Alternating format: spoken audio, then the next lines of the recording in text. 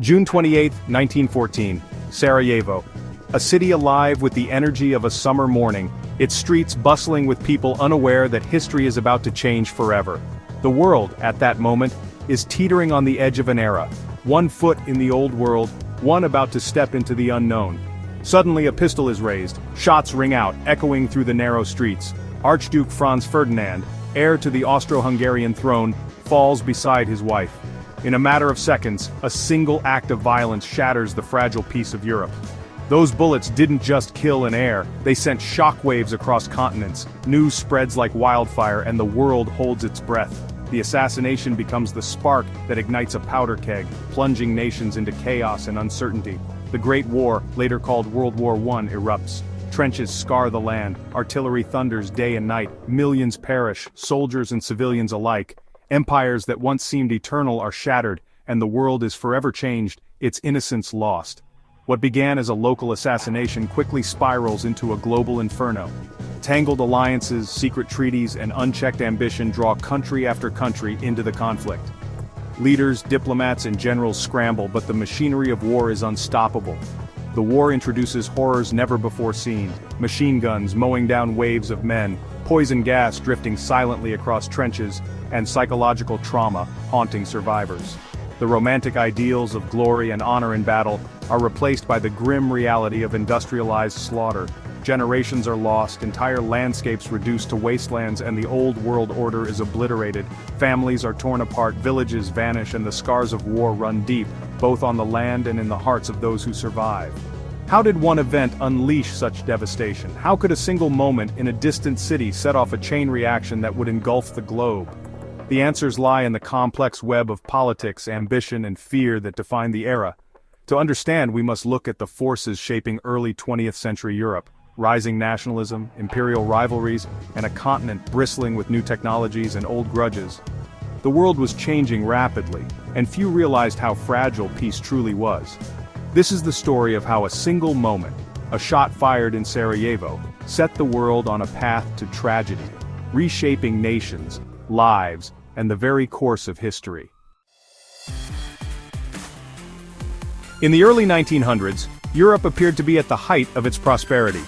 Bustling city streets, grand architecture, and thriving marketplaces painted a picture of stability and progress.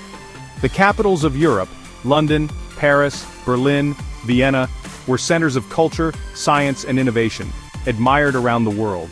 On the surface, it seemed as though the continent was enjoying a golden age of peace and advancement. Yet beneath this glittering exterior, deep-seated rivalries and anxieties simmered among nations. Political leaders met in grand halls, but their conversations were often tense, filled with suspicion and mistrust. Ordinary citizens too felt the unease as rumors of conflict and competition spread through crowded streets and public squares. Nationalism surged across the continent, fueling both pride in one's homeland and suspicion of neighbors. Parades and rallies celebrated national identity, but they also stoked old grievances and new ambitions.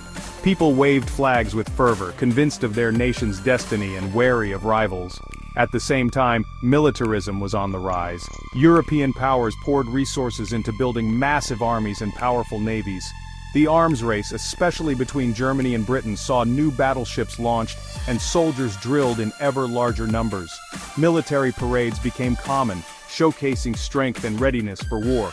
Imperial ambitions drove European nations to compete fiercely for colonies in Africa and Asia. These overseas rivalries led to frequent clashes and crises, deepening the distrust among the great powers. Political cartoons and news reports highlighted the scramble for territory as each nation sought to expand its influence and wealth. In response to these tensions, alliances were forged. The Triple Alliance brought together Germany, Austria-Hungary, and Italy, promising mutual support in times of conflict. Their leaders posed for portraits, projecting unity and strength to the world. Opposing them was the Triple Entente, an alliance of France, Russia, and Britain. These nations too pledged to stand together, their military uniforms and official photographs symbolizing a shared commitment to security. These alliances, intended to maintain peace and deter aggression, instead created a fragile balance. The continent became a powder keg, where a single spark could ignite a chain reaction, drawing all the great powers into conflict.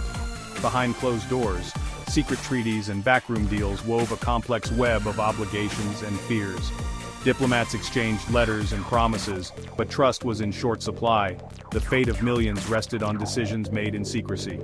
By 1914, Europe was a continent on edge. Tensions ran high and the sense of impending disaster hung in the air like a gathering storm. All it needed was a single event to set the world ablaze.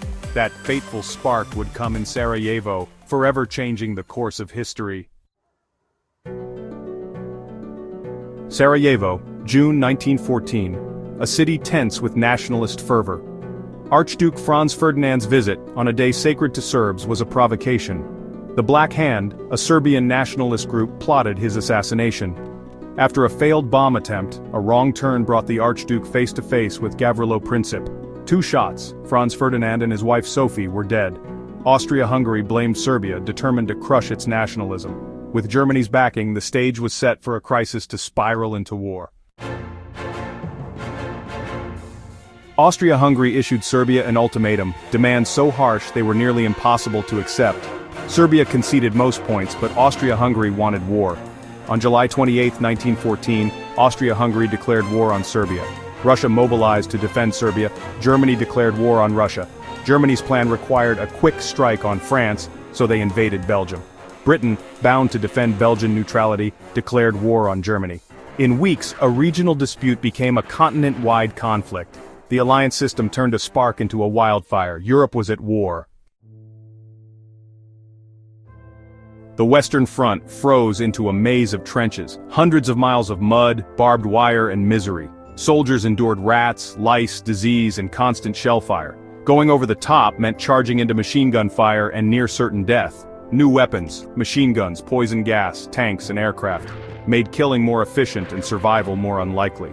Battles gained little ground but cost thousands of lives. The psychological toll was immense. Shell shock haunted survivors. Trench warfare became the grim symbol of World War I's futility. World War I was not confined to Europe. The Eastern Front saw massive battles between Germany, Austria-Hungary, and Russia, fueling revolution in Russia. The Ottoman Empire joined the Central Powers, opening new fronts in the Middle East and Gallipoli. Fighting spread to Africa, Asia, and the Pacific, involving colonial troops and reshaping empires. Major Western Front battles, Verdun, the Somme, became bywords for slaughter, with millions of casualties and little strategic gain. The war's devastation was global, touching nearly every continent. The world was bleeding. The US stayed neutral at first, but German U-boat attacks and the Zimmermann telegram changed everything. Outraged, America declared war on Germany in April 1917, bringing fresh troops and resources to the Allies. Meanwhile, Russia was collapsing. Revolution toppled the Tsar, and the Bolsheviks seized power. Russia signed a peace treaty with Germany, exiting the war and ceding vast territory. Germany shifted troops west for a final push, but American reinforcements tipped the balance. The war's endgame had begun. 2 giants, America and Russia, reshaped the conflict's outcome. The world order was shifting. In 1918, Germany launched desperate offensives, but Allied counterattacks, now with American strength, forced them back. Germany's allies collapsed, revolution erupted at home, the Kaiser abdicated, and a new republic sought peace. On November 11, 1918, the armistice was signed. The guns fell silent.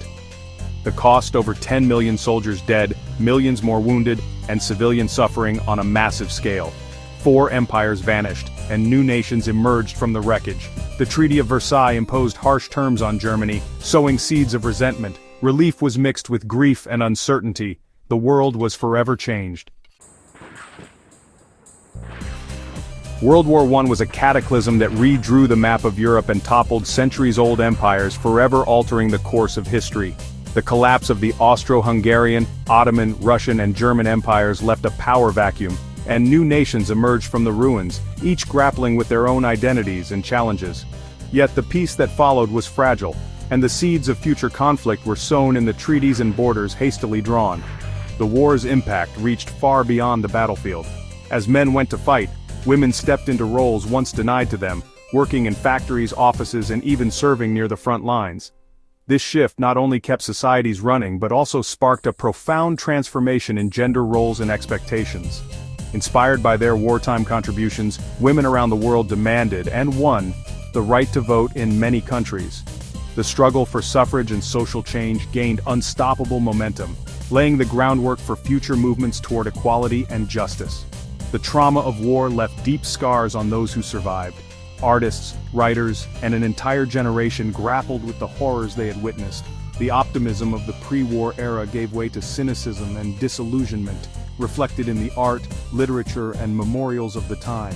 In the hope of preventing another catastrophe, world leaders established the League of Nations, an ambitious experiment in international cooperation designed to resolve disputes and maintain peace through dialogue rather than violence. But the League proved too weak to confront the rising tide of aggression and nationalism that swept across Europe in the 1930s.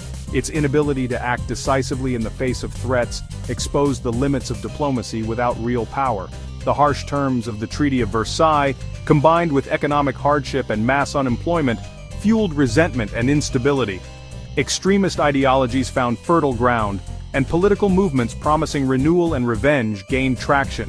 These forces ultimately led to the outbreak of World War II, as old wounds reopened and new ambitions ignited a conflict even more devastating than the last.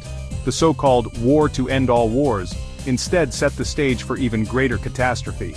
Its lessons about the dangers of unchecked nationalism, the perils of militarism, and the consequences of failed diplomacy still echo in our world today, reminding us of the fragile nature of peace and the importance of international cooperation.